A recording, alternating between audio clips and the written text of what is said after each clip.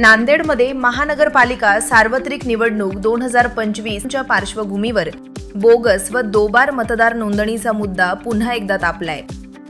महाराष्ट्र नवनिर्माण सेनेतर्फे जिल्हाधिकारी कार्यालयात निवेदन देत या प्रकाराविरोधात कडक कारवाईची मागणी करण्यात आली।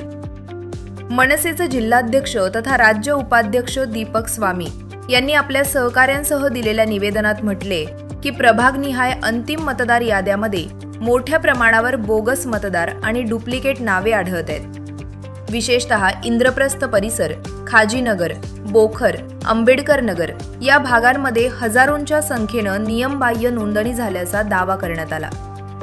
मनसेच्या प्रतिनिधींच्या म्हणण्यानुसार काही पत्त्यांवर 20 ते 30 लोकांची अवास्तव नोंदणी, रिकाम्या किंवा बांधकाम सुरू असलेल्या जागांवर मतदार नावे, आधी स्थलांतर केलेल्या व्यक्तींची अद्यापही यादीत नावे अशा अनेक अनियमितता समोर आल्या आहेत।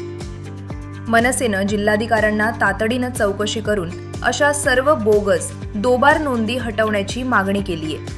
तसेच निवडणूक आयोगानं या प्रकरणावर विशेष लक्ष देऊन प्रभागनिहाय स्वच्छ व अचूक अंतिम मतदार यादी प्रसिद्ध करावी अशी मागणी करण्यात आली। निवडणूक पूर्व कालावधीत हा मुद्दा राजकीयदृष्ट्या संवेदनशील मानला जात असून पुढील काही दिवसात यावर प्रशासनाची प्रतिक्रिया काय येते याकडे सर्वांचं लक्ष लागले। परमनंट ऍड्रेस जे लागतो ना आपल्याला, ऍड्रेस वगैरे काहीच नाही दिसणार। जेवढे तेवढे सगळ्या याच्यावर आरसीसी आणि आयआयबीच लिहिले, एकदा बघून घ्यायचं। सगळ्या याच्यावर असं आयआयबी आरसीसी लिहिले, घर क्रमांक आयआयबी म्हणजे याचं परमनंट ऍड्रेस कसं काय असू शकतो? क्लासेस याच्यावर कसं असू शकतो? सगळे जे आहेत सगळे त्यांचं नंबर, नाव वगैरे टोटल आयआयबी चुकीच्या पद्धतीने मतदान होते। एकाच ठिकाणी दुबार नावं दाखवून किंवा 4 वेळेस नावं दाखवून एकाच व्यक्तीचे अनेक मतदान, बोगस मतदान अशा पद्धतीचे आरोप होत आहेत। पण आपला कुठेतरी निवडणुकीत पराभव होतोय, त्यामुळे आपल्याकडून असे आरोप केले जात असल्याचे इतर पक्षाकडून बोलले जात आहे। त्याबद्दल काय? मी जे काही बोलतोय ते पुराव्यासहित बोलतोय। इतर पक्ष काय बोलतोय ह्याच्याकडे आम्ही लक्ष देणार नाही। आम्ही जे काही तुम्हाला बोलत आहे ते पुराव्यासहित तुम्हाला पुरावे दाखवतात। ह्याच्यामध्ये 2800 विद्यार्थी हे 2 कोचिंग क्लासेसच्या नावानं कसं काय असू शकतं ते तुम्हीच सांगा। सर, आता आपण जसं सांगितलं की 2800 मतदार आहेत, त्यांची कुठली तरी चाचणी घेऊन किंवा या मतदारांनी मतदान केले का किंवा याचा काही फरक निवडणुकीत आतापर्यंत पडलाय का, या एकंदरीत सगळ्या गोंधळाबद्दल आपल्याला काय वाटतं? विधानसभेमध्ये याच्यामध्ये जवळपास आम्हाला असं वाटतंय की याच्यामध्ये अर्धे तरी मतदान झालेले असतील। आता याच्या पुढे हे मतदान आम्ही होऊ देणार नाही, हे आमचं हे आहे। जर तुमच्या मतानुसार जर हे बोगस नावं असतील तर न्यायालयीन लढाई लढण्याची आपली काही तयारी आहे का?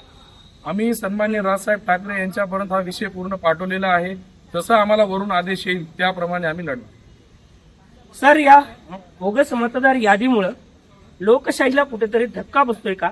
आपल्याला काय वाटतं? माध्यमांनी या बाबतीत काय भूमिका? 100% धक्का बसत आहे। कारण हे जे काही होत आहे हे सगळ्यांपुढे येत आहे। हे फक्त नांदेडमध्येच नाही, प्रत्येक ठिकाणी हे सेम असंच आहे। मुंबई असो, नाशिक असो, पुणे असो, प्रत्येक ठिकाणी दुबार मतदार होत आहेत। त्यामुळे हे सगळं नुकसान होतं। सर, हे जर दुबार मतदानाचा प्रकार थांबला नाही तर आंदोलनात्मक भूमिका घेण्याची आपली काही तयारी आहे? 100% सन्माननीय राजसाहेब ठाकरे जे भूमिका सांगतील ते आम्ही स्वीकारणार आणि त्या हिशोबाने आम्ही लढायला निघू। तर या बोगस मतदार यादीबद्दल बोलण्यासाठी आपल्याशी अजूनही मनसेचे काही पदाधिकारी आहेत। सर, आपली ही मागणी कशामुळे वर आली? आपण हा विषय का उचलून धरलाय? बोगस मतदानच आहे असं आपल्याला का वाटतं? हे बघा, पहिलेपासूनच सन्माननीय राजसाहेब ठाकरे यांचे संपूर्ण महाराष्ट्रामध्ये जे काही मतदान यादीमध्ये घोळ आहे त्या घोळासंदर्भात निवडणूक आयोगाला वारंवार भेटून हे सगळी बाब ही पुराव्याची सन्माननीय राजसाहेब ठाकरेंनी निवडणूक आयोगाच्या लक्षात आणून दिली आहे। तरी पण राज्यकर्ते जे काही आहे, जे काही शासन प्रशासन सगळ्या गोष्टी आहेत, ह्या गोष्टी जे आहेत हे निवडणूक आयोगाला हाताशी धरून लोकशाहीवर घाला घालण्याचा प्रयत्न हे महाराष्ट्रात सुरू आहे। सर, आपण आता हा प्रशासनात याची चूक आहे असं आपण म्हणताय, पण शासन प्रशासन निवडणूक यादीमध्ये मतदान यादीत नाव समाविष्ट करताना कागदपत्रांची चाचपणी करतात, पूर्ण त्या व्यक्तीची चाचपणी करतं आणि त्यानंतरच त्या व्यक्तीचं नाव मतदार यादीमध्ये समाविष्ट होतं. पण हे असं असताना हा गोंधळ झालाय, हा आरोप आपण कशावरून? हे बघा, तुम्हाला एक साधी सोपी गोष्ट आहे. निवडणूक आयोगाने ठरवलेले जे काही नवीन नोंदणीचे नियम आहेत का कुठलाही जो कोणी व्यक्ती असेल त्याला रेसिडेन्शियल पुरावा हे कंपल्सरी आहे आणि ते योग्यच आहे. आणि मला सांगा, तुम्ही एखादी ग्रामीण भागातून विद्यार्थी इथं शिकवणी घ्यायला येत असेल आणि आरसीसी ही इमारत, आरसीसी जी इमारत आहे त्या क्लासेसची इमारत ही व्यावसायिक इमारत आहे आणि ती शिकवणी तिथं घेतात. तिथं मला सांगा, सगळ्यात महत्वाचा मुद्दा म्हणजे तुम्हाला एखादी ऍड्रेस तिथलं नोंदणी करायला लागतंय. तुम्ही जिथं रहिवासी असाल तिथलं तुम्ही हरकत नाही, तुम्ही एखादी भाडेपत्र तिकडचं लावलं असाल तर हरकत नाही, पण त्या व्यावसायिक इमारतीचे भाडेपत्रक तुम्ही कसं लावणार आणि ती काय मागण्या होत्या, काय विषय होता, काय सांगतात? जय महाराष्ट्र स्वामी, महाराष्ट्र विद्यार्थी सेनेचे राज्य उपाध्यक्ष. विषय असा होता की महानगरपालिकेमध्ये जे यादी जाहीर झालेली आहे त्या यादीमध्ये प्रभाग क्रमांक 5 मध्ये काही 2800 विद्यार्थी आहेत जे की एका क्लासेसच्या नावाने त्या विद्यार्थ्यांचं तिथे नोंद झालेली आहे. तिथलं परमनंट ऍड्रेस, एकाचही परमनंट ऍड्रेस त्याच्यामध्ये नाही.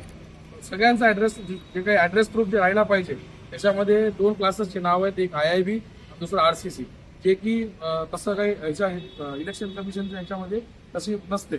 त्या हिशोबाने आम्ही साहेबांना हे निवेदन दिलो की याच्यामध्ये तात्काळ दुरुस्ती करून घेण्यात यावी, अन्यथा महाराष्ट्र नवनिर्माण सेना याच्यावर आंदोलन करणार. मागण्या नाही पूर्ण झाल्या, मागण्या झाले नाही तर आम्ही महाराष्ट्र नवनिर्माण सेनेतर्फे आंदोलन करणार आणि हे जे जिथं चुकीचे